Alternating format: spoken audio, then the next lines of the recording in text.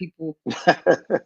And we're live. We are live. Hello, everyone, and welcome to Learning with Miss Nancy. And if this is your first time visiting, please make sure that you hit the subscribe button and tell all of your family and all of your friends to tune in today because we have a wonderful session. The title is Recreation and the Early Learner. And today we have a wonderful guest. His name, I call him Chuck, and it's so funny. His name is Leslie, but affectionately known as Chuck, and I've known him as Chuck all my life. But Chuck Quill is our guest, and he's a retired director of education. So he has a lot of experience and a lot of input to share with early learners and parents and community members as to how he impacts the lives of these children. And maybe we can learn something today about how recreation and early childhood education are very much related. Welcome, brother. Good morning. Well, good afternoon, I should say. Right. Good afternoon. So Chuck, before I start, I'm going to read your bio. He's very humble because he gave me his bio and he could write a dissertation about all the things he's done, but he's very humble. So Leslie R. Quill, affectionately known as Chuck, a native of Philadelphia and graduate of Howard University, HBCU, College. You know. He's a husband, father, and grandfather. Married 37 wonderful years to his beautiful wife, Nancy Quill. He retired from the City of Philadelphia Parks and Recreation Department in 2017. As a Recreation Leader 3, after 19 years of service, he supervised recreation centers serving communities across Philadelphia, from North Philadelphia, Central Philadelphia, South Philadelphia to Southwest Philadelphia. He's been all over, you guys. Currently, he shepherds Good Shepherd Christian Fellowship here in Philadelphia, and I had an opportunity to visit his church. It's a wonderful church. He's a wonderful pastor. But not only is he a retired recreation director of recreation, he's also an illustrator. That's what you went to school for, right, Chuck? Illustration. Absolutely. Yeah. And he actually illustrated my sister Debbie. She has this wonderful book for early learners entitled A Mouse in My House, and he illustrated the book. Can you show us a few of those beautiful pictures? Look, there's the title. He did that. Okay, Isn't it pretty? Oh, yeah. Okay. And then gotta show him a few pages. And he did, look, I love this. This is when the lady's telling the mice to get out of her house. And look at this. Curl is in the head. Oh, let's see if I can get it right. Yes. Okay. Yes. Yeah, let's see if there's some other pictures. You got to show us another one. It's a beautiful book, beautiful, vibrant colors, a lovely story. Oh, this is one of your favorites where the mice are. So they actually walks in this lady's house and takes her food and walk out with her pie as she's standing at the door. So Chuck, thank you for coming today. We really appreciate it. I know you're very busy, but let me ask you a question. Sure. First of all, how is recreation and early learning connected? What's the connection in your opinion?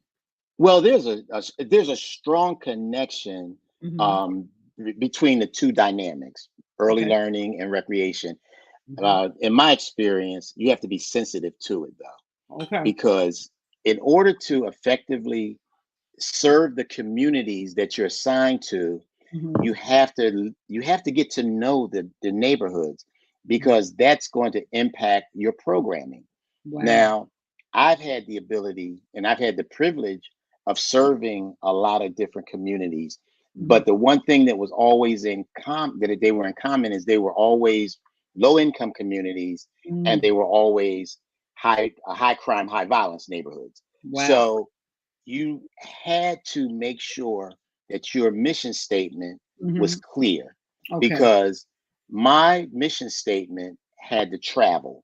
So if I was in a smaller recreation center where I was responsible for more of the programming, in other words, I was the one that was actually doing the programming. Like for me, I always did art classes. You know, we always had different types of programs that were on in the recreation center. You know, you had your classic karate classes, you had dance classes, you had after school programs. And so I would always make sure I brought a art component, drawing classes, whether it be a basic drawing class or a cartooning class. And what I would do is I would use those the programming that I was involved in Mhm. to develop a relationship with the young people that were in the community, because that was the only way you were going to have an impact on them. There had Okay. to be a relationship, there had to be a connection. And again, because from day to day, you never knew what you were going to encounter. You Okay. know, the very kids that would be in your program might be involved in an altercation, and Oh you're yes. responsible Oh yes. for handling that. Mm-hmm. And Mm-hmm. what would always be effective for me is if I had two individuals that, and there was always two individuals that knew each other, Mm-hmm. Oh. and they would get locked into this altercation. And one of my strategies was to make sure I called them by name. Okay. And then once I called them by name, I would intercede. I would make my face the face that they saw, as opposed to the person that they were having the opposition with. Mm-hmm. And that would help, give me some type of leverage and, de-escalating the situation. But uh, getting back to the original question, Mm-hmm. the education, you have to develop a relationship. I mean, you're a teacher, Mm-hmm. you're a educator, you're an Mm-hmm. administrator, Mm-hmm. and there has to be a relationship that, for me, in my understanding, has to be the foundation. Okay. Because I'm one of those guys that believes that, people don't care how much you know until they know how much you care. Okay. Right. And that's real big with me. And Mm-hmm. there's another. It's a cliche, but I think it's effective. Mm-hmm. We teach what we know, Mm-hmm. but we reproduce what we are. Wow. And What does that and mean? well, you for years we grew up, in a household, and we were said more things are caught than taught, Mm-hmm. and Mm-hmm. it required that you be authentic, Mm-hmm. because I could teach a child, principles of morality. I could teach a child principles of conduct and rules of, engagement. But if they don't see me modeling it, Mm-hmm. if they don't see me, carrying, conducting myself in that manner, it Mm-hmm. means nothing to them. Okay. If I'm asking them to not curse, or if I'm Okay. asking them to show respect to other children, but I'm walking around and I'm cursing and I'm Mm-hmm. disrespecting people and I'm acting as if I don't really care about you, Mm-hmm. then my words don't mean anything. Right. So Right. you really have to model what you have to model what you're teaching. Mm-hmm. Oh, good. Thank you. I always tell my audience to please, when they listen, have a pad and pen or pencil so they can take these notes, because my guests always drop some wonderful gems, and I think you dropped quite a few. Oh, Now, Chuck, let me amen. ask you something, and this is just clarity for maybe many of the listeners. A lot of times, folks confuse recreation with physical education, because they'll say, well, why do we need to go to the rec center? Because we've had gym in school. There is a difference between the two. Can you There's explain that for us? a major difference. Okay, Now what is then, apart from the similarities, okay, because there are opportunities for you to have physical activities and so forth and so on. right. Mm-hmm. Um, the school, I always tell people that the school environment is a much more structured environment than recreation. Okay. We we did not, and that's when I was responsible. In other words, a lot of times I might be in a rec center by myself, and I might Mhm. have one other staff member. Okay. And then as I began to progress, the staff would be larger. Mm-hmm. One of the things that was important to me as it related to just communicating to my staff and making sure that we understood is that they're not in school. Mm-hmm. So all of the shut up and sit down, be quiet and all that, we can be a little bit more lax with that. What Okay. we don't need as much control in the recreation setting as you would need in the classroom. But Okay. what we do need, and what I would always strive or be intentional about in communicating, is there's a difference between control and order. What Okay. we want to strive for is order. Mm-hmm. That was the only way that we would be able to get something done. So we Okay. needed your attention so Mm-hmm. that we could give you the instructions, and then you could exercise it. And Mm-hmm. then we're going to give you some free time on the back end. If you want Right. to run around, cut up and act up and Mm-hmm. throw balls and Mm-hmm. do all that kind of fun stuff that Mm-hmm. we like to do, Okay. But the main thing is to understand that recreation does not require the same level of control as Okay. the classroom does, Okay. and the objective is order versus control. Control. Okay, that's a good one. Thank you. Now, I know, and most parents know, that early learners have a difficult time understanding that they must share. Because toddlers, right, 2, 3, and 4, and even preschoolers, the world is centered around them, right? So, how does recreation help to foster the idea that they have to learn to share and cooperate and that kind of thing? Oh, Build those kind of social, well, emotional development skills. this is where I can throw a lot of flowers to the staff that I Okay. had. Okay. I had some of the most creative people working, and I always looked at it like this. I was responsible for my staff, but Hmm. I always looked at it, I was working with you.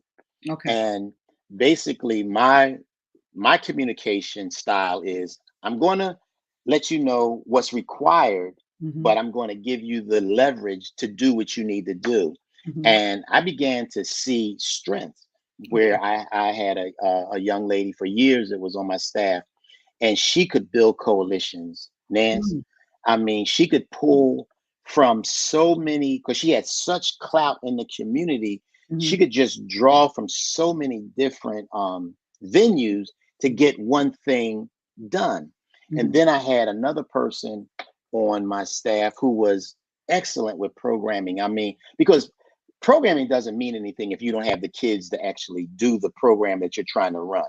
So I Okay. had really, really creative people, and except for bumps here and there, we really worked well together. Now I hope I'm staying on task with your Hmm. question, Hmm. but now give it back to me again because I kind Okay. of got caught up in Because my in staff. recreation, right, students have to learn to cooperate, Share, right? right? While I'm So how cooperating. do you foster that development That was in these yes, young kids when they come to you because they don't want to share a ball, they may not want to do right. anything, but they want to be by themselves. So how does recreation, like I said, build those kind of social emotional skills for those young early learners? Okay, now this is an oversimplification, but I Okay. had outstanding leaders. I Okay. had very, very outstanding leaders who were very clear in their communication, and Okay. then they knew how to empower the Hmm. children that were leaders. And Okay. if I could just say something really quickly, Okay. recreation showed me something because I didn't know a lot about recreation when I came into recreation.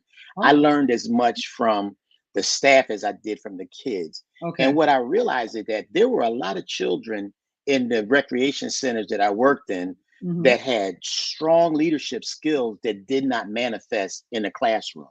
But Oh. in the recreation Hmm. environment, you Hmm. could see how certain children, how certain young people had the ability to influence other young people. Yes. So these became your junior leaders. These Okay. became the guys that you could kind of like become liaisons, if you Hmm. will. You Hmm. can kind of talk to them, make them Hmm. responsible for a group of kids, and those kids would listen to them. But you Okay. had to be clear. And again, I can't claim credit because I had a wonderful staff. Yeah. Okay. And a lot of times I didn't even have to, I didn't have to micromanage.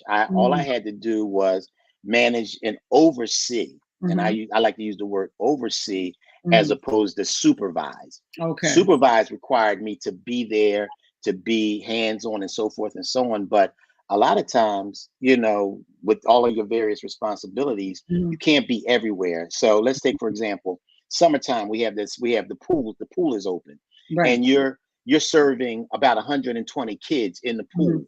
So mhm. you have to have a solid lifeguard staff Yeah. that involves not only, or you have to have a solid pool staff Mhm, that has like this made up of what they call pool maintenance attendants and mhm. lifeguards. And Okay. then you have to have a strong lifeguard too that Mhm. knows how and is familiar with the operation and the policies of the city as it relates to the pool. But in Okay. the same token, you will have a day camp going on where you might have Mhm, 120 to 100 kids in your mhm. day camp. We always tended to have a lot bigger day camp than the average because of the staff and Mhm. the people that were over that ran the day camp. So for me, because they were excellent, and they were able to empower young people so that they could actually teach values and morals and things like that, like sharing. Because a lot of kids, in my, again, this is my perspective, this is the way I saw it. A lot of kids aren't bad in the classic sense of being bad, but if you have a child that's focused on wanting that ball, and the other child has that ball, and so therefore all of a sudden there's this tension over this ball, the child that's the most aggressive has a tendency to be labeled bad, or troublemaker, or so forth and so on. And what, again, I give credit to my staff, they had the ability, Nancy, to redirect the energy. And so that it wasn't so much you're doing something to me because you won't give me the ball. Now they're redirecting the energy to making sure that they understand that that ball is the central item, and you can have fun sharing the ball. And when you watch people sit down and talk to kids, not holler at kids, and forgive me for saying kids, because I know some people struggle with that, but when you see people that have the ability to talk to young people and redirect their energy so that the contention is not on this one specific object, but it's literally on their behavior. And as long as that young person doesn't feel like he's being picked on, he's being ostracized, he's being singled out as being bad, he'll de-escalate. So when you were talking about sharing, the message of sharing doesn't get lost over the item. You know what I mean? Yeah. Okay. So let me ask you. So when you guys put together, like for example, when you go into, everything looks organized when you walk into a recreation center. So do you guys follow a curriculum, or how do you put what is the program based on? Like in school, there's a solid curriculum that teachers must follow, right? Does that happen in recreation as well? Is a curriculum given to you, or do you kind of develop it based on the population? No, you, Sister Nancy, it's on you. It's on you. Okay, so there's no standard guideline to follow, basically. Not for programming. Okay. You might have some. You might have some programming stipulations. Yes. But what you're talking about, that's solely on the leader and those that are actually working with the kids. So of course you have to, like I said, going back to what I said earlier, it's important to have order. Right. And in order for you to have order, you have to have structure. So if you take the summer camp, or you take the pool, there are certain things that have to go in place. For example, and I know this might sound, to the average person, it might sound, like that's not a big deal, but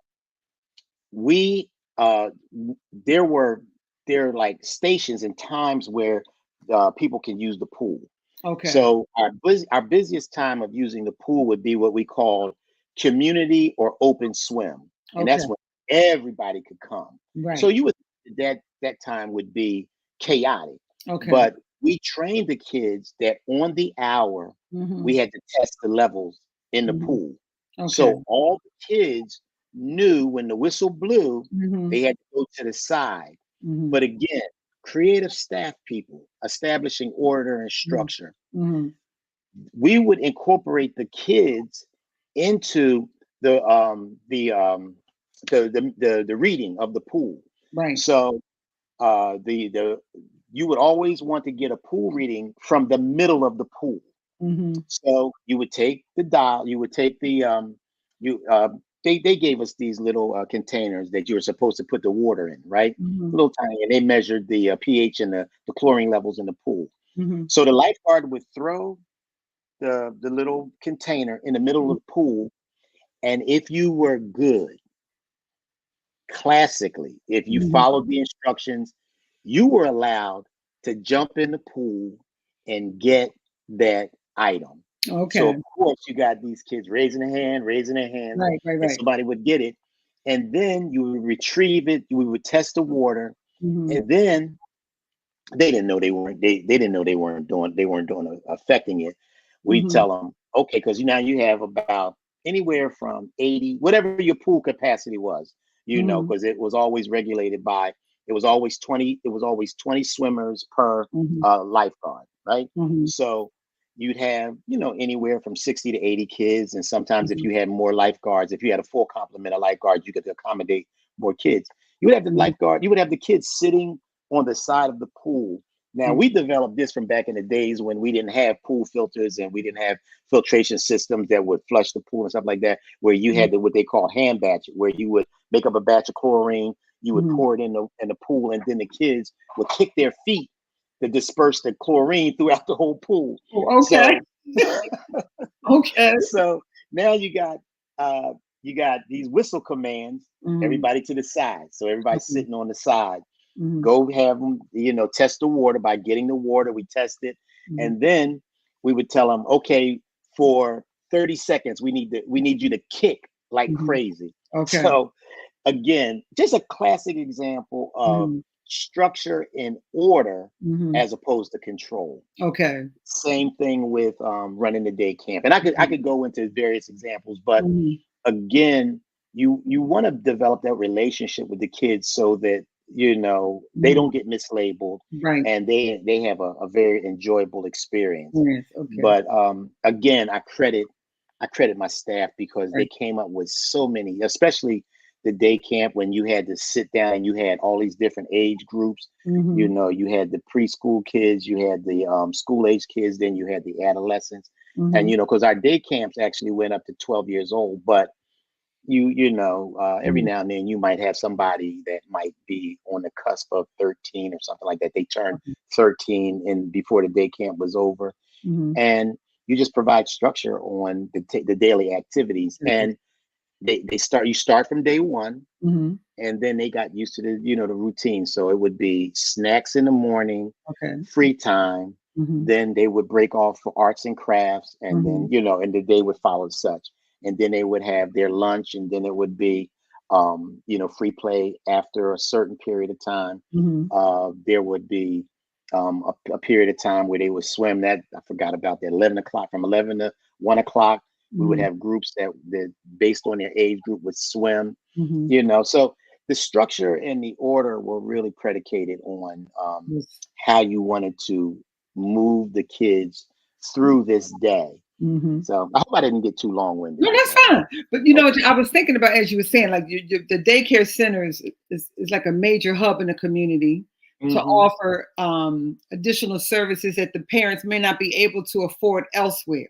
So you can come and you don't have to pay any money, but you can go to the recreation center for arts and crafts, for swimming, for volleyball, for basketball, all of that. So kids go. But how about those parents who may be reluctant to go to a rec center in their community, or it may not be one in their community? What would you suggest for a family if they want to do some recreational activities? Let's say, kids, we're going to put the phones down today and we're going to involve our whole family in some type of recreational activities. What kind of things would you suggest on the Saturday or Sunday? Well, it actually falls on the director.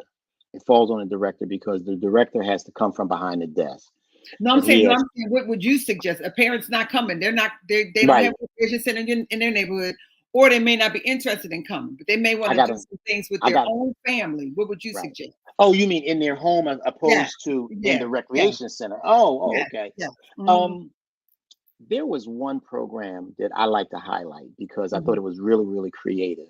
When you're dealing with low income communities, sometimes you get locked into a mindset of can't do.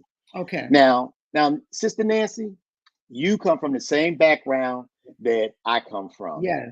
When you can't do, you make do. Right. Yes, because you have to. You have to.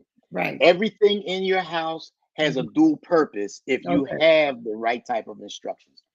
So let's take the most popular item that every child, 9 times out of 10, most children, let's say that has. as a parent, Mm-hmm. you don't have to go out and purchase a $300 camera. Yes. You don't have to go out and purchase film or anything. Every phone has a camera built in. Yes. Pick a time that's convenient for you. Mm-hmm. Find a park that's in your neighborhood, or just come up with various creative ideas. For example, today we're going to go out and we're going to have found objects. Mm-hmm. And this is where my art background comes in. Okay. Okay. So they don't know they're learning about composition. Mm-hmm. But what I want them to do is to go, as a parent, I want you to take your children out with the phone, Mm-hmm. and I want you to find some things that are in your neighborhood that look interesting. For example, maybe there's a flower growing up in between the crack in the concrete. Mm-hmm. Now we know it's a weed, but it's a plant. Take a picture of it. Mm-hmm. Take a picture of it. And then, or you might have some cats or so forth and so on. So in other words, expand your attitude or your mindset about your phone. Turn your phone into a camera, Mm-hmm. and then connect your phone, the pictures that you have. Now you can actually have those pictures that you take printed, Mm-hmm. and you can go to any store, any Family Dollar, any Dollar General, Mm-hmm. any type of lot store, and Mm-hmm. get yourself a $2 frame. Mm-hmm. And you take that picture and you put that picture that you took in that frame. And now what you don't realize you've done is you've created an activity that you and your children can participate in, and they have an item that they can look at and say, I did that. Right. And in that they can build their self-esteem. Yes. Because I guarantee you, if you trigger that, they're going to be bugging you. Hey mom, hey dad, when can we go out and take some pictures? Go out to the park. Yes. And try to use, because that's what we talk about all the time, how we've gained more, but we've lost so much more. Yes. The games that we played when we were kids in the street were games that we made up. Yes. The games that we made up. I don't know who came up with dumb school. You sit on a step and you pick a hand. Somebody that didn't come from Mattel. That didn't come from dead block, half ball, all those things. We have to re-engage our kids in using their brain creatively and not just allowing things to dictate. And it becomes the responsibility of the parent to get them to go beyond the scope of what's been given to them. Right. And the majority of them, all they look at these phones for is access to social media. Yes. And the truth of the matter is, if you can intentionally redirect their energy into using this phone for short films, for photography, for to develop an interest in architecture and so forth and so on, you can impact them in such a way that you'll be like, you'll have the children engaging you. Right. And you don't have to fight them, and you don't have to punish them by saying, I'm going to take your phone from you. Right. You just, so I'm sorry. That's good, because I think the folks who are listening may want to take you up on that, because the phone is a valuable item for everyone. And you just gave us a strategy that we could use with the phone, and the entire family can participate in that activity. And another thing, Chuck, it was when you said we've lost so much, but we actually had a lot of stuff. And so parents got to start going back to the old days of using your imagination. Because when I hear people say on the news, we have no funding for this, and it's all true. All of that is true. It's true. It's true. But truth, one thing about truth vacillates. It changes. It does. Man's truth changes every 10 years. It may not be true today. But what is always consistent is a parent's ability to be creative and think of ways to engage their children without having all this funding. It takes zero funding to go for a walk in the park. It does. Absolutely. It does. Take It does. zero funding for you to pick up a basketball or a baseball or a volleyball and play with your child on the concrete in front of your house. I mean, you got to get up, parents, and do some things. I know we're tired, we work, yeah, but you got to get that extra boost of energy because we need to invest in our children. And we got to stop saying, the government should do this and the city should. Yeah, they should. But the bottom line is that's not a reality in most cases. So we have to Exactly. do what we can do. Like you said, dumb school. Yeah. Yeah. And Yeah. another thing is, like you said, we grew up in the same place. My father didn't have a lot of money, but Fairmount Park was our recreation center. That's where you The represent, right? Memorial Hall, we went Yep. there all the time, picking Kelly blueberries, Pool. Yep. areas we shouldn't be, the Mhm. Whispering Wall, climbing trees. Okay, we went to Drexel Sports Camp, which was free. We just had all kind of stuff. Also, churches still have a lot of recreational things. Religious centers. If you go to a mosque, I don't know if they do, but Jewish cathedrals, they all have some kind of fun stuff. So parents got to find those neighborhood circulars because they're always announcing they got this going on and that going on. And then when you go there's very few people. So we got to pick up these things and read and find out what's going on. You know what I mean? And then take a Absolutely. trip and go. Take a trip and go. Exactly. On Saturday, you don't got to pay for the children on SEPTA. I think even with SEPTA, if you don't have the money, just get on the bus. They let you on the bus. Remember when we were young, going downtown was an Mhm. outing. That was a social Yeah. event. Going Yeah. downtown, getting on the bus and so forth. People But downtown, you right. bring up something that I wanted to address because Mhm. what's at stake, and Mhm. again, because I served a lot of low income, high crime, Okay. low income communities. Mhm. One of the dynamics that, and this is not based on any sociological study, Mhm. but what I found when I would interview kids and I would ask them, "Are you planning? Are you going to go to college?" A lot of Mm. the kids disqualified themselves from going, thinking that they can go to college. Mhm. Now, are you ready for this? Mhm. By the time they were in third grade, Say not that fifth again. grade. Can you say that again? A lot of the kids that I would talk to, these are very Mhm. young kids, and I Mhm. would say, "Are you planning on going to college?" Mhm. They're school age kids. They're between third grade and fifth grade. Mhm. And I'd say, "So what do you plan on doing? Are you going to go to college?" And they would tell me, "I can't go to college." They Mhm. would Something would be inputted in them. There was something, and it's not innate. Mhm. Something conditioned them to think that college is not an option At third grade? by third grade. Because these were the kids I was dealing with. I was dealing with children that were 7, 8, 9 years old, Okay. and in addition to the next group that's a little older, the 12-year Mhm. olds and so forth Mhm. and so on. Mhm. And a lot of times, and I might get a lot, you might get a lot of comments on this. You might get a lot of comments on this. Mhm. Charge it to me and not, Mhm. uh, you know, Miss Fine. Nancy. I believe a lot of that conditioning Mhm. comes from home Oh, and okay. not the classroom. I don't think there's teachers. There Mhm. may be some Mhm. that are, but I don't think that there are teachers that are actively and intentionally discouraging children that they can't go to school. I Mhm. think going back to the statement that I made that more Mhm. things are caught than taught, and Wow. we teach what we know, and we reproduce what we are Mhm. by simply showing young people Mhm. what has value and what has worth in the Mhm. home. It, Wow. all those things that you put your energy in relate to material things, Mhm. clothes, sneakers, TVs, and I don't want to get into a whole lot of, Yeah. but material things, as opposed to, Mhm. as parents, let your kids see you read. Right. Right. Let your kids see you read. Yes.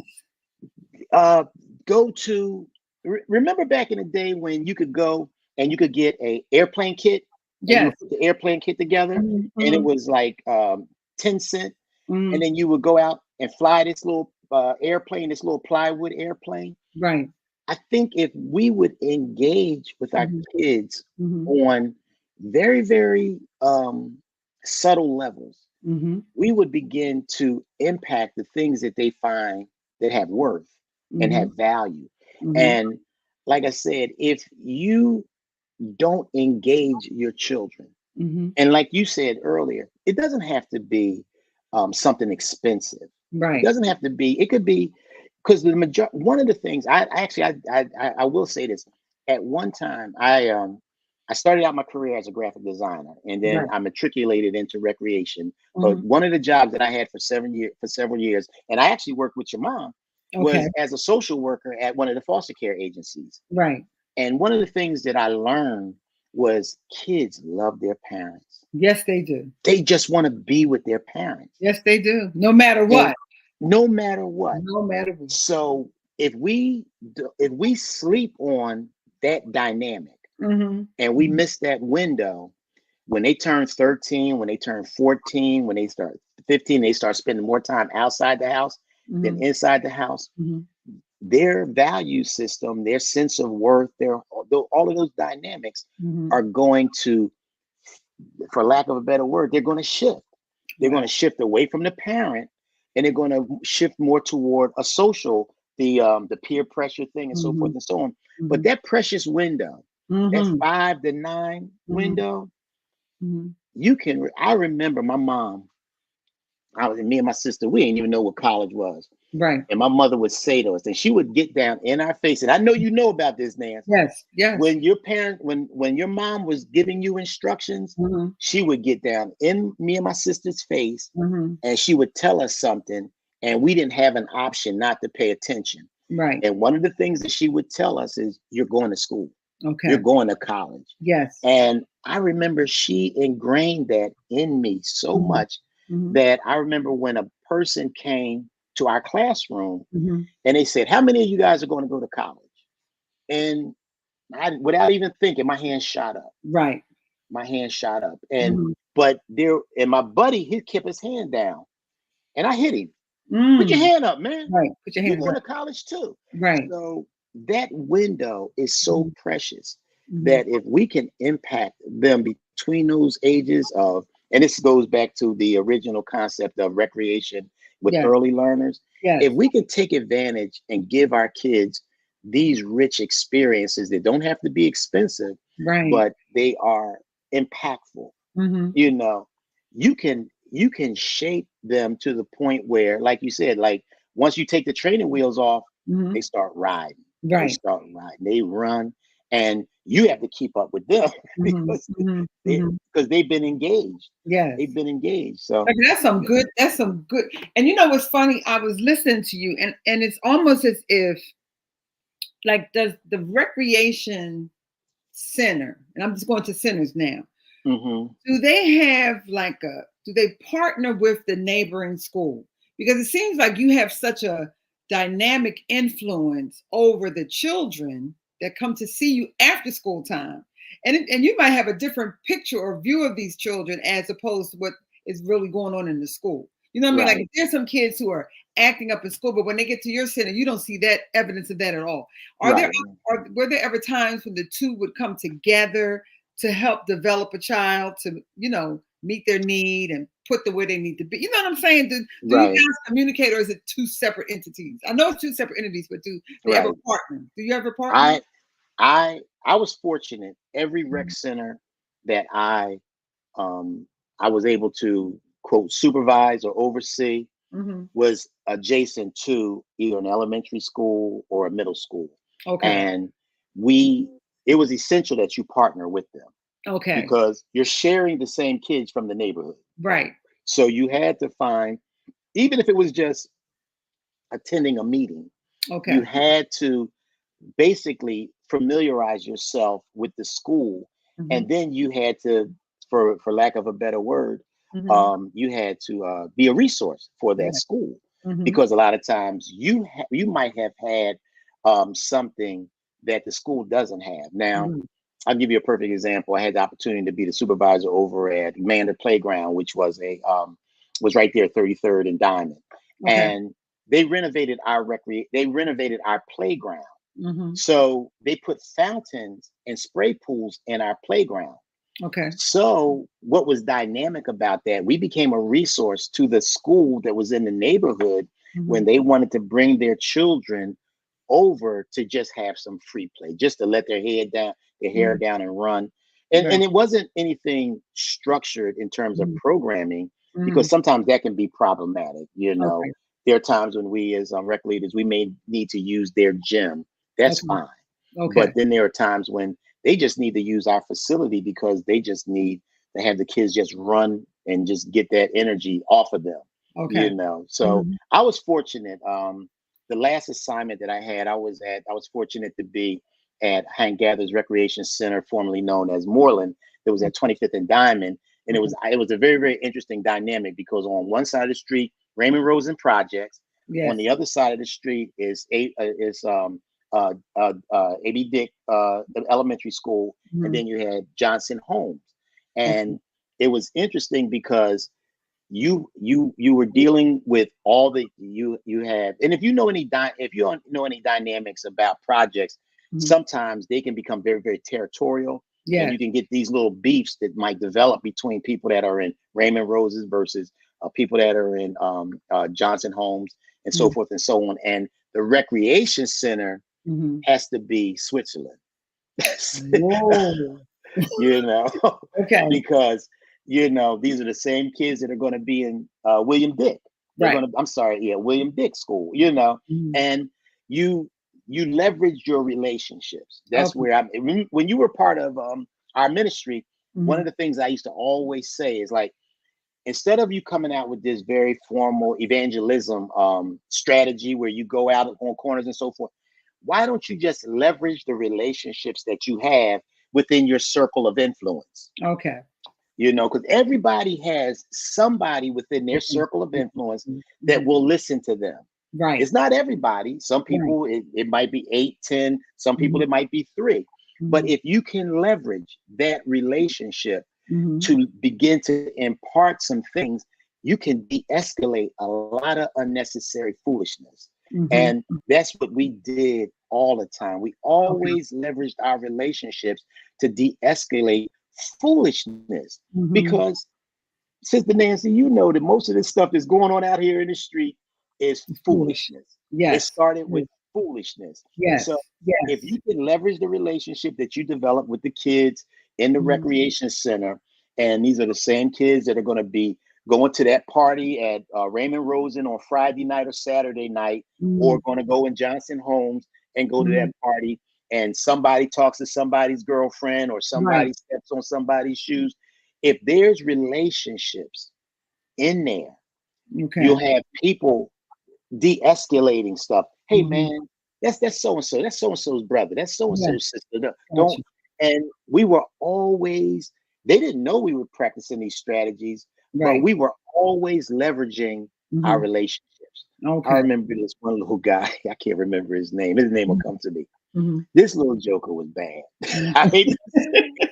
He wasn't happy unless he was Start doing something trouble. that knew that one day he figured out that there was a latch on our door, and he closed the latch, and he put a stick in the latch, and we were locked into the rec center. Oh, And he wasn't happy for just locking us in. He had to taunt us. what? And you couldn't call so for help? so we finally got outside and we took Yeah. the lock out. But again, this is how we leveraged our relationship. Okay. Okay, God, why can't his name? If my staff is listening, they can just in the comment section drop his name in there. Okay. We told that joker, you cannot come in here Ever. until we say so. Okay. Okay. And I mean, this is a little boy that was fighting, picking a fight on with people. The smallest dude in the whole Mm, rec center. mm. He wasn't happy unless he was doing Doing something. something. Yes. And we said, that's it, can't come in. Mhm. Oh, it got so bad. He went and got his parents to negotiate for him. Because you can't come in here. You can't come in here. And we leveraged that relationship to Mhm. the parents said, oh, is that what you're doing over here? Then you're not coming over here. Oh, Now oh, okay. the authorities stepped up Right. So it's Right. not just us anymore, It's the parents involved. Okay. because we didn't have to go see his father. He Right. brought his father to us. Right. Right. And his father came in there, why don't y'all let my son in here? Yeah. Okay, well, come on in, have a seat, Right. treat him Right. like a man. Right. Don't escalate, de-escalate, Right. leverage the Right. relationship. Right. It says, this was Benji. That was his name, Okay. Benjamin. Okay. Mhm. Yeah. I said, this is what the deal is. I said, your son is perfectly welcome in here, but he Mm. can't be in here the way he is. Okay. This is what he does when he's in Right. here. Right. Dad flipped the script. When Benji was able to come back, hi, Mr. Les. Hi, Miss So-and-so. Hi, Miss So-and-so. How about this one, then? Uh-huh. I'm being good. I'm not starting nothing. It wasn't me. That's good. That's good. Yeah, so So we leveraging the learned relationship. That's a good one. yes, we Okay. leverage those relationships, and we learn you don't have to always come with this rod and Right. bang these kids upside the head and Right. Right. Right. control them, get them to be Right. little Right. tin soldiers, Yes, yes, that's good. That's good. Now, before we go, I want you to talk about, and because we only have a few minutes. You said they catch more than they. Yeah, you more things are caught than taught. Okay, so let's You teach let's what help you parents know. understand what does that mean, because we don't Yeah, want parents to have these kids catching the wrong thing. right. So So exactly, okay, explain that, right, because I want that. I like that. You're more right. okay. Yeah, Explain more things are caught than taught. that. So Okay, again, read a book years ago, and one of the statements in there is that you teach what you know, right. but you reproduce what you are. So Okay. as parents, as whatever we are, whatever role we have in a young person's life, we Mhm. have to be what we're trying to promote. Okay. And because the kids are watching everything. Yes. Example, Mhm. and this might be a little bit, TMI, oversharing. If I'm reprimanding a young man about how he should treat and talk to a young lady, Yes. trust me, that same young man is going to be watching me The way you if treat. I'm standing on a pool deck and these scantily clad women are walking in these bathing suits and I'm saying crazy stuff to them. Right. They want to watch me. Right. So I have to make sure, and this is what I did, Mhm. Nance. I Mhm. would look if I was talking to a woman that was in a bathing suit, I would lock on the bridge of her nose, Right. and I would talk to the bridge of her nose Mhm. the whole time. Mhm. And then I would make sure that my eyes were locked on the bridge of her nose Mhm. so that she could never perceive me checking her out. Yes. Um, I tried to make reference, unless I knew them personally, Yes. I tried to make reference to Miss Right. or young lady, Yes. not hey you, Yes. hey little girl, Yeah. So Yeah. I wanted to make sure that my bringing my because see, here's the other thing. I shepherded my rec centers. Mm. I shepherded my communities. I Mhm. didn't go in there trying to be the boss. I didn't try Yeah. to go in there being. Mhm. So what I tried to do is I tried to exercise respect, but I Mhm. also knew that, see, here's the interesting thing. How many times, Nancy, has somebody come up to you and remembered your name from a Mhm. child that you taught 20 years ago? Several. Mhm. And Many times. then, Mhm. but you can't remember their name Right. Right. because you're one single person that they can lock on. Okay. I've had Mhm. so many people come up to me, they're sharing their babies with me and stuff like that Mhm. because it's easy for them to identify me. Yes. They, Yes. they can identify. And so if they know, if they're watching that, then they lets me know that they're watching me. Yes. They're watching me. So Right. if I'm going to try to encourage somebody Mhm. to exercise certain values and certain morals and certain Mhm. things, Mhm. I have to be that. Mhm. Which goes for me cussing people out, making Yes. sure that I don't cuss people out, Mhm. making sure that I'm patient, that I treat people with respect and so forth Mhm. and so on. Mhm. Make sure I check my mindset and my attitude when I come into work Yeah. because, because everybody's watching me. Right. And you want to communicate that to your staff. You want to practice that in your home. We know that you can't lie to your kids. If you tell your kids you're going to do something, then you got to do it. And don't tell them you're going to do something if you know you don't have the means to do it. Right. Because you're going to shape their sense of self-worth. Yes. So I just really, because you have to have a mission statement going into a lot of these rec centers. And my 2 mission statements, I had 2 pillars. It was, I was coming in there to serve the community, which means I needed to learn, I needed to know who they were, needed to understand the needs, and I was coming there to save lives. Wow. I was coming there to save lives. I was I was coming there with I was going to be intentional. Yeah. I was intentional because I didn't want people to die, because that was very, very possible in the type of work that I did.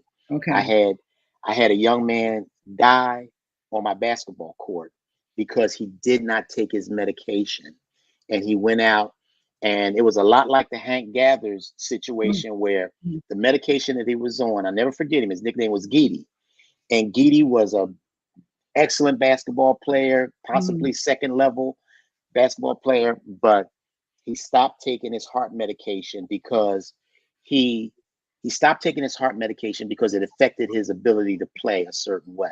Wow. And I remember that Saturday morning, he came to the gym to play in one of our house leagues, and he died on the court.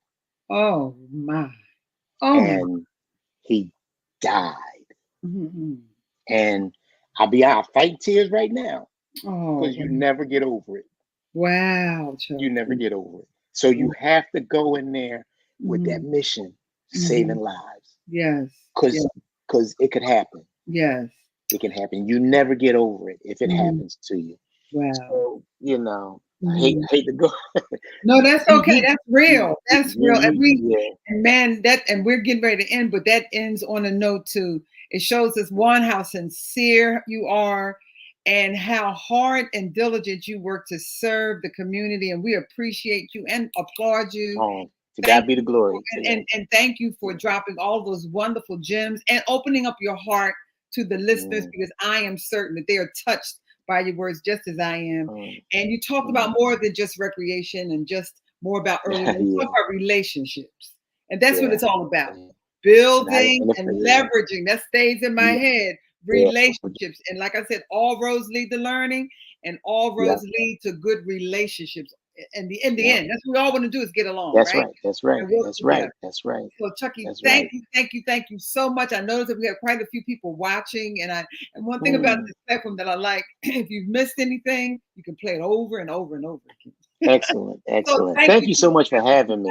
I appreciate you so much. And for those of you, like I said before, make sure that you tell all your family and friends to please subscribe to Learning with Miss Nancy, because we have some other people coming next week. We're going to have a person that talks about making hats. There's a gentleman who's a hat maker, and we're going to connect the early learner with the hat maker. So until next time, thank you. And thank you, Chucky. Thank you. We're signing off. Thank you so much. All righty.